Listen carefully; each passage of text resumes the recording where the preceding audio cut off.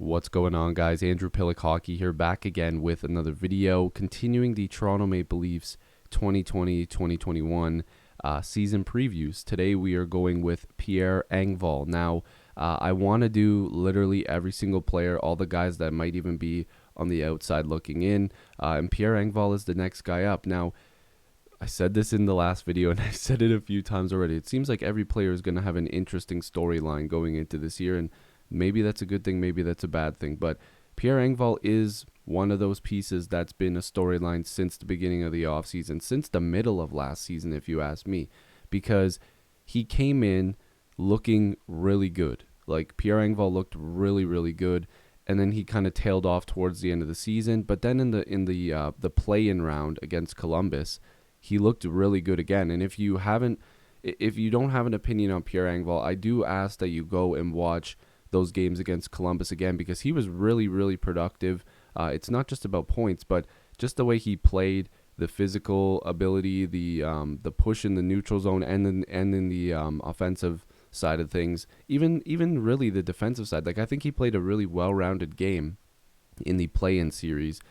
But then in the offseason, he was involved in some trade rumors because the Leafs were cutting some salary. They were trying to move around some money.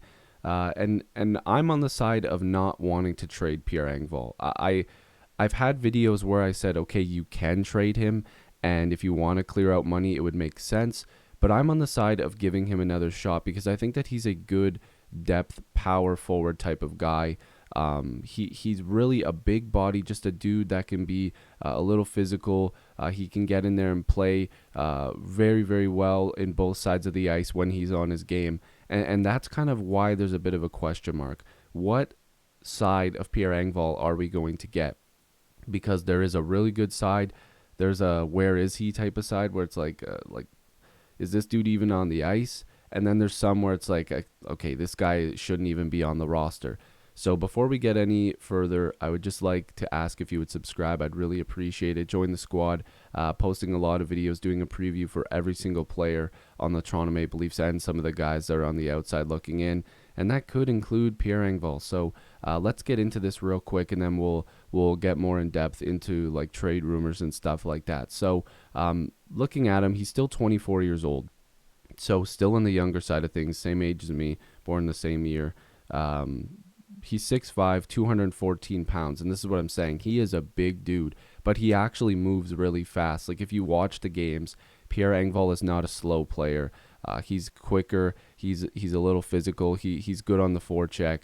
And this size and this height, like, you can't teach that. It's true. So his career stats, only technically 1 year in the NHL, 48 games played, not even a full year, 15 points. So he came out of the gate, like I said, he came out of the gate really strong. He was putting up some points. One of those goals was on David Ayres, the Zamboni driver, so I don't know if you want to count that, but still went in the net during a hockey game, so I guess we have to. But he looked really, really good, and that's what I'm saying. Like, his forechecking, his power forward, like, he was just a power, big body type of guy, and I was really, really impressed. And that's why I was saying, like, it was almost like a roller coaster, because in the regular season, there was points where he was good and then not good. But then in the play-ins, I was like, this guy's one of the best forwards on the ice. Like, I think he was playing with Spezza a lot of the time, and maybe Kerfoot, I can't remember, but he was playing on the third and fourth line, and just giving them really, really good shifts.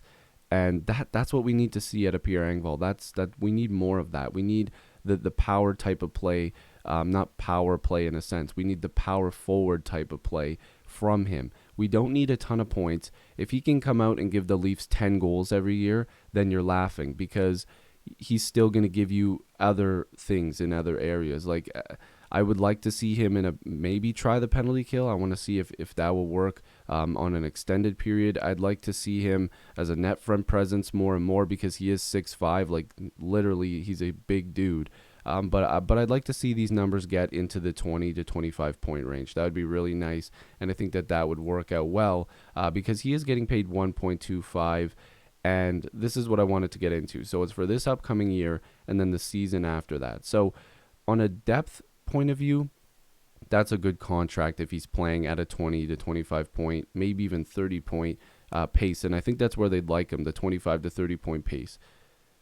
But if you go on Cap Friendly and you look at the cap projections and the projections of the roster, a lot of the projections have him at the Marlies, like that he'll be playing on the Marlies, and most of his contract will be buried in the minors. So you have to look at that and think, okay, maybe there's some intel on the Leafs not being too high on Pierre Engvall, and maybe Sheldon Keefe isn't. I don't know. I'm not in the room. I'm not in the offices. I have no idea what's going on. But it's very interesting to see, because I would really like to see him in a third or fourth line role, because I think that he fits in with some of the new players that Toronto's acquired. I think that seeing him play on a line with Wayne Simmons to go in there and just forecheck like crazy, hit some people. I think that putting him on a line with guys that can play at a fast pace is still a good thing. Like, I think that he is a good guy that you can mix in with a few different types of players. And that's why I'm still, like, I can't say I'm high on Pierre Engvall, but I'm part of the group that says don't trade him and give him another shot to be on this roster. And if he doesn't work out, you bury him or you trade him, because I think that there are teams that would be interested in him.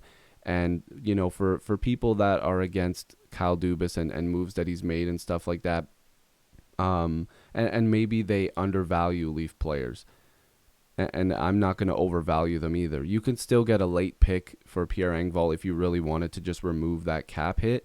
But there are teams that would be interested to do that. There's a lot of teams in the NHL that don't have any depth forwards, or maybe they have coaches or something that see something in Pierre Engvall, because there's always players, and I've said this in another player preview, I think, I'm not sure which one it was, but there's always going to be coaches, there's always going to be scouts that can take a player, and instead of just putting him into the lineup, they work with that player, they show them film, and they go, okay, I know how to fix this guy, or I know how to make them better.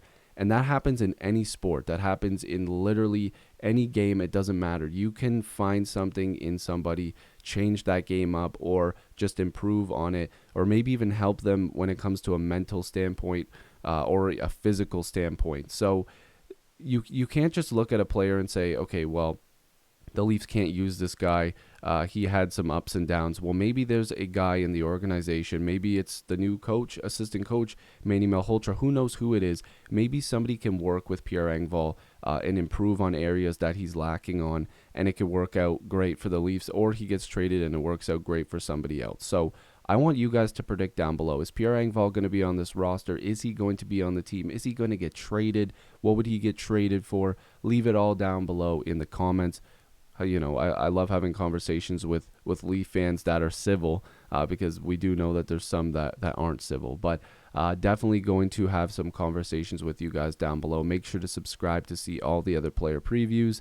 Be on the lookout for tons of new videos, and hopefully I'll see you guys in the next video or stream. Peace.